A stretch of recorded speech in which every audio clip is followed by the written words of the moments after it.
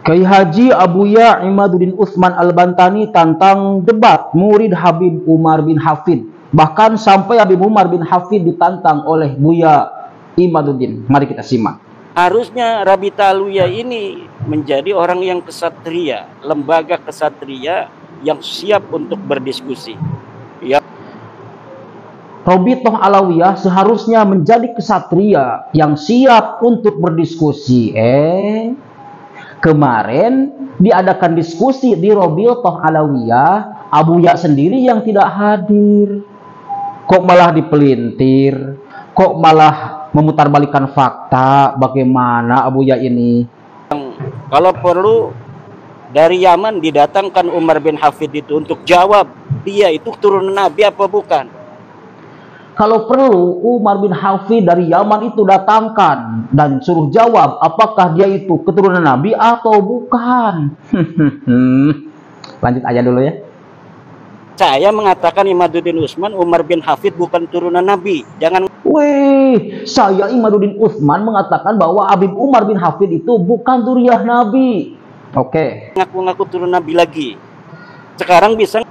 Jangan ngaku-ngaku turunan Nabi lagi.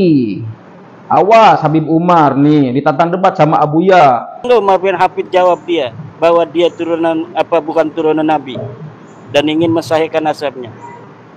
Saya tantang atau murid-muridnya yang ada di Indonesia murid Umar bin Hafid yang merasa bisa menjawab bahwa Umar bin Hafid itu memang turunan Nabi.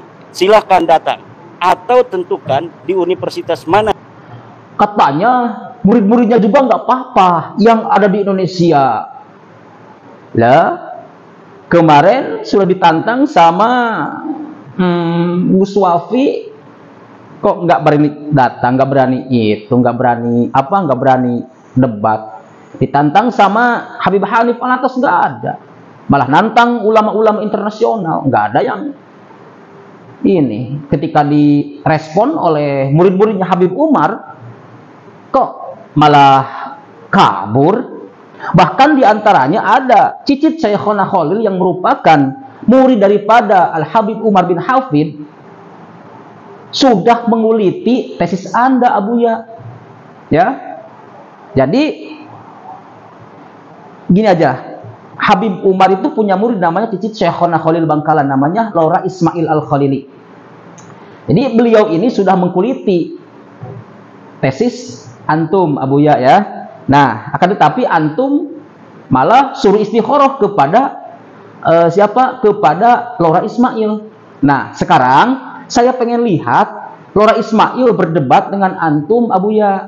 Bagaimana kira-kira? Sepakat nggak teman-teman? Kalau Abuya Imaduddin ini berdebat dengan Laura Ismail. Yuk. Dia mau. Kalau saya dulu pernah melihat dia itu di kanal saya bahwa Yai siap kesepakatan 1 melawan 20 asalkan dilakukan di universitas. Iya, itu harus dilakukan secara akademik ya. Ya, secara akademik. Kenapa? Kalau akademik itu ada jurinya. Profesor-profesor ahli sejarah, profesor ahli penelitian itu nanti akan memahami logika penelitian bahwa harus dimulai dari prosedur dan mekanisme A sampai Z. Nah, yang sekarang ada kan hanya framing bahwa nasabnya sahih. Mana bukti sahihnya? Ndak ada. Bikin buku, ini silahkan nanti masyarakat baca buku saya. Loh, katanya kemarin Kiai Imaduddin atau Abuya Imaduddin ini mengadakan diskusi di mana? Di UIN Wali Songo. Ya. Sudah direspon sama Rabithah Alawiyah, sama murid-muridnya Habib Umar bin Hafid. Tapi kenapa malah dibatalkan oleh teman-teman antum sendiri Abuya? Ya. Teman-teman sendiri yang membatalkan diskusi di UIN, padahal itu akademik, lembaga yang memang profesional begitu, tapi dibatalkan oleh kelompok Anda sendiri. Malah menyalahkan, yang dikambing hitamkan malah Habaib. Katanya Habib yang membatalkan diskusi di Wali Songo, di UIN Wali Songo. Gimana sih? Padahal yang membatalkan itu dari kelompoknya sendiri. Dan semuanya akan nampak bagaimana buku yang ditulis oleh Rabi Talwiyah, dalam hal ini Hanif Alatas dan kawan-kawan itu, sama sekali tidak menjawab. Bahkan buku itu sendiri yang menghancurkan dirinya sendiri. Jadi buku itu yang ditulis kemarin jadi bumerang ya. Ya, buku itu sendiri, karena di dalam buku itu mengutip kitab-kitab yang sebenarnya apabila ditelaah secara benar itu isinya adalah membatalkan nasab mereka. Tapi kemudian diberikan sebuah kesimpulan di bawah tanpa adanya terjemahan yang benar, seakan-akan lafaz di atas itu yang diambil dari kitab mensahihkan nasab mereka. Ini kedustaan yang maha luar biasa, yang masyarakat harus tahu bahwa Balawi ini bukan cucu Nabi. Itu aja. Masukkan ke dalam otak dan hati nurani bahwa Balawi bukan cucu Nabi dan kita tidak boleh mempercayai. Maksa banget. Ya nggak apa-apa, nggak diakui sama kau juga ya, Abu ya, sama antum nggak diakui nggak apa-apa.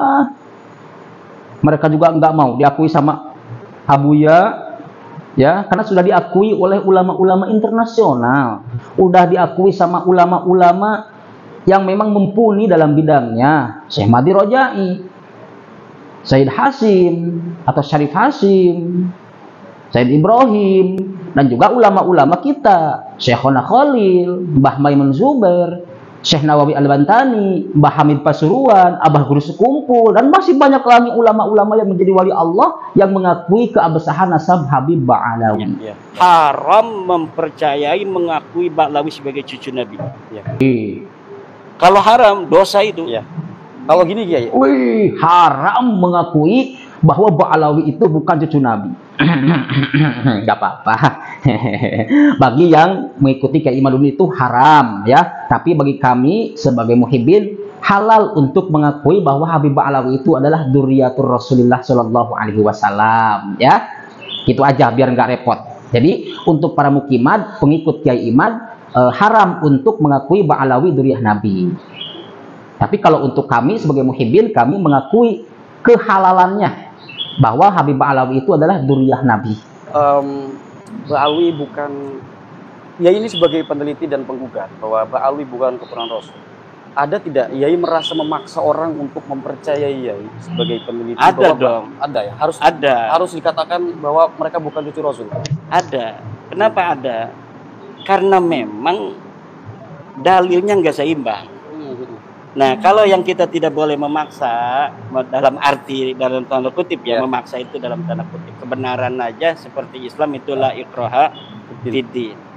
Tapi untuk saudara-saudara kita ini yang kayak Faiz, Kiai Faiz Syukran Mahmud yang kemarin di CNN, dia bisa baca kitab.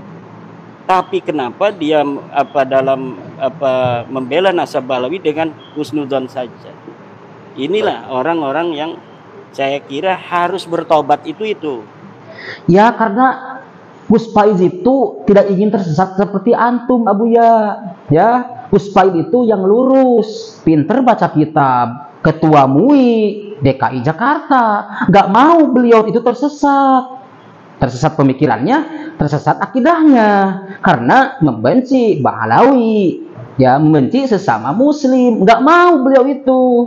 Beliau itu ingin rukun, damai, sejahtera. Seperti itu Pak Kiai ya. Dia yang sebetulnya mampu beristidlal. Kemudian dia meninggalkan istidlal. Ini hukumnya la yajuz, haram. Nah, orang-orang awam itu akan ikut pada dia dalam kesesatan. Baik. Kenapa saya bilang sesat? Ya jelas sesat, orang nggak ada. Yang harus bertobat itu yang ngerti agama, teman-teman. Berarti kiai-kiai dari Cicit Syekhona Khalil, kiai-kiai dari Lirboyo, kiai-kiai dari Sidogiri, kiai-kiai dari Pelosok, dan juga kiai-kiai dari Sarangrembang, dari LP3IA, Gus Baha, dan Gusmus, dan semua yang masih mengakui Ba'alawi dzurriyyah Nabi harus bertobat. Waduh, bahaya bagaimana ini ya? Bahaya kalau gini. Gimana ini ya? Berarti yang mendukung Ba'alawi itu dari pondok-pondok besar, kiai-kiai sepuh, dari seluruh mancanegara, wabil khusus dari seluruh Nusantara ini harus bertobat. Wah, bahaya memang. Ini memang Abu Ya Imaduddin itu memang kiainya para kiai, ulamanya para ulama. Masya Allah. Orang yang paling benar sedunia, orang yang paling benar se-Indonesia dalam masalah nasab, ya beliau ini, Kiai Imad. Wah, hebat, luar biasa. Good. Apa namanya dalil sama sekali nasab Ba'alawi itu.